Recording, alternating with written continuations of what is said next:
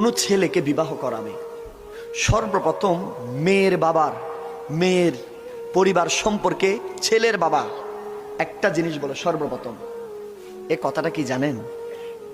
এটা বলে যে ওয়া মে বাবা কানা বালা মিক্কে নেককার ফরহেজগার মিক্কে আসেনি,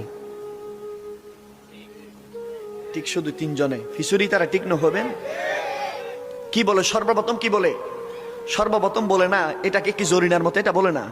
সর্বপ্রথম কয়টা বিল্ডিং আছে সেটা বলে না। সর্বপ্রথম কতটুকু পড়েছেন সেটা বলে না। সর্বপ্রথম ছেলের বাবা মেয়ের সম্বন্ধে এই কথাটা বলে।